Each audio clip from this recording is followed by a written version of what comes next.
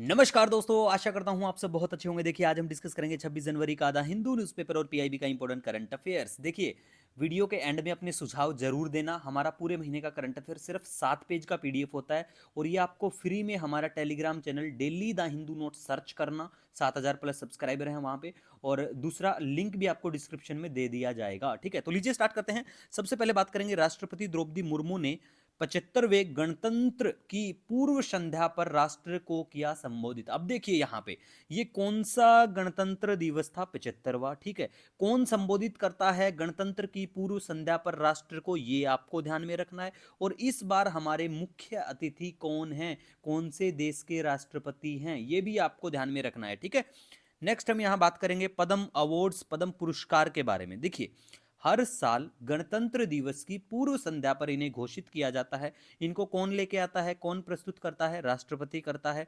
और ये भारत रत्न के बाद भारत का सर्वोच्च नागरिक सम्मान है। अब आप कमेंट करके भारत रत्न के बारे में बता दो कि एक साल में कितने भारत रत्न दिए जा सकते हैं, और क्या कभी, मान लिया एक साल में 3 दिए जाते हैं, 3 से ज्यादा कभी दिए गए हैं? तो कमेंट करके वो साल जरूर बता देना। ठीक है, वैसे भारत रत्न को 3-4 दिन पहले हमने कवर किया है। ठीक है, पद्म अवार्ड्स जो पुरस्कार हैं, पद्म पुरस्कार 3 श्रेणियों में बिल्कुल ये दिए जाते हैं। नंबर 1 पद्म विभूषण है, पद्म भूषण है, पद्मश्री है। एक साल में 120 से ज्यादा नहीं होने चाहिए नंबर ऑफ पीपल जिनको दिया जाए। ठीक है, तो आपको ध्यान में रखना है ऐसी वाली चीजें। पद्म पुरस्कार 1954 में स्थापित किए गए थे, और स्वयं नामांकन भी किया जा सकता है। देखिए, अगर मेरा हिंदी प्रोनाउंसिएशन थोड़ा आपको गलत लगे तो कोई बात नहीं है, धीरे धीरे ठीक हो जाएगा, क्योंकि हमने आज से ही हिंदी में स्टार्ट किया है। पिछले 10 साल से मीडियम इंग्लिश होने की वजह से थोड़ा सा हो सकता है, लेकिन हम लोग टेंशन मत लो डाटा की। देखिए, ये जितना भी डाटा है ना, ये सारा पद्म अवार्ड्स, पद्म पुरस्कार की जो सरकारी वेबसाइट है वहां से लिया गया डाटा है। ऑथेंटिसिटी की टेंशन मत लेना। ठीक है, नेक्स्ट देखिए, सभी नामांकन जो होते हैं वो प्रत्येक वर्ष प्रधानमंत्री द्वारा गठित एक समिति के समक्ष रखे जाते हैं, फिर ये लोग डिसाइड करते हैं। ठीक है, कई बार पूछ लेते हैं कि भाई ये जो कमेटी होती है इसको कौन मतलब गठित करते हैं? तो प्रधानमंत्री करते हैं, ये आपको ध्यान में रखना है। और बिल्कुल, पुरस्कार का मतलब यहाँ पे उपाधि टाइटल से नहीं होता है। ठीक है, स्वयं और स्वयं नामांकन भी किया जा सकता है इसमें।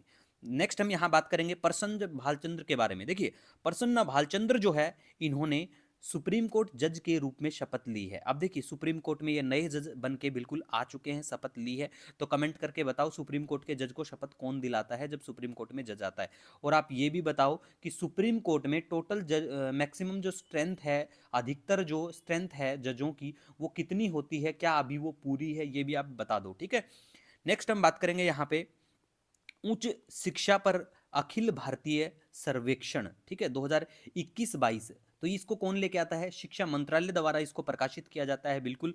और ये 2011 से देश के सभी उच्च शिक्षण संस्थानों को कवर कर रहा है, ये जो सर्वे आता है ये। ठीक है, और इस बार पाया गया कि महिलाओं के नामांकन में बढ़ोतरी हुई है, 50 लाख की वृद्धि 2014-15 से अगर हम कंपैरिजन करें तो। ठीक है, तो आपको ध्यान में रखना है।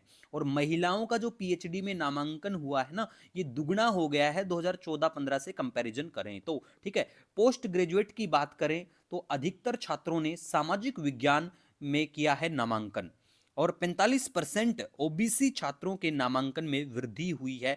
2014-15 से ही कंपैरिजन कर रहे हैं। अब हम लोग क्यों कर रहे हैं, पिछले साल से क्यों नहीं किया है? क्योंकि देखो, कोई भी सरकार आती है ना, तो भाई गुणगान अपना जनता के सामने रखती है, तो सभी का यही हाल होता है। तो हमें तो डाटा से मतलब होता है, लेकिन हाँ, दुगना तिगना ये चीजें ध्यान में रखनी है, टेंशन मत लो। ठीक है, ऐसी। नेक्स्ट हम बात करेंगे प्रधानमंत्री यशस्वी योजना। हिंदी में कमेंट करके जरूर बताइएगा इसका पूरा नाम क्या है। कई बार पूछ लेते हैं ऐसे एसएससी और बैंकिंग के जो बच्चे तैयारी करते हैं उन एग्जाम में। ठीक है, तो ये जो योजना, ये जो स्कीम है, ये ओबीसी, ईबीसी और डीएनटी, डीएनटी होता है डिनोटिफाइड जो ट्राइब होते हैं ना, वो उनके छात्रों के लिए स्कॉलरशिप की योजना है। ठीक है, नई नहीं है, इसीलिए ढंग से हमने पूरा एक एक पॉइंट डिस्कस नहीं किया है, रिपीटेड न्यूज है ये। ठीक है, नेक्स्ट हम यहां बात करेंगे यानो मानी जनजाति।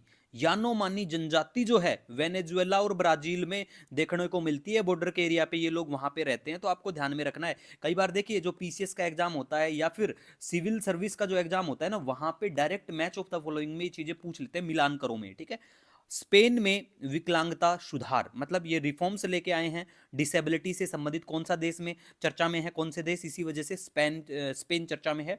ठीक है, नेक्स्ट हम बात करेंगे, कोहली ने चौथी बार ICC one day cricketer of the year पुरस्कार जीता है। तो किसने जीता है और चौथी बार जीता है, ये भी आपको ध्यान में रखना है। ठीक है, अब आप आते हैं मैप देखते हैं। तो देखिए मैप के बारे में बात करें, यानोमामी जनजाति के जो लोग हैं इनको देख सकते हो भाई, इनका रहन सहन कैसा क्या है, ठीक है। और मैप में देखेंगे आज हम लाल सागर को, रेड सी को मैप में देखेंगे। तो देखिए वैसे तो हम लोग मैप सीरीज में, टेंशन मत लो, डेली हम लोग मैप का डिस्कशन करते हैं, लेकिन इस बार रेड सी बहुत इंपॉर्टेंट है। भारत का जो हमारा व्यापार है वो भी बहुत बाधित हुआ है। कमेंट करके बता दो कि मेन रीजन क्या है, अदरवाइज हम लोग मेन कारण क्या है, ठीक है, अदरवाइज हम लोग डिस्कस तो करते ही हैं। तो इधर जो देश पड़ते हैं ये आपको पता होना चाहिए, गल्फ ऑफ एडन कहाँ पड़ता है, यमन कहाँ पड़ता है, इसके इधर आपको ओमान दिखने को मिलेगा, ऊपर की साइड में जो सी आएगा मेडिटेरेनियन आएगा, इसके बाद में एक नहर भी कनेक्ट करती है, नहर का नाम बता दो, पता है तो इधर फिर आपको अफ्रीका के ये जो देश दिखने को मिलेंगे, ठीक है।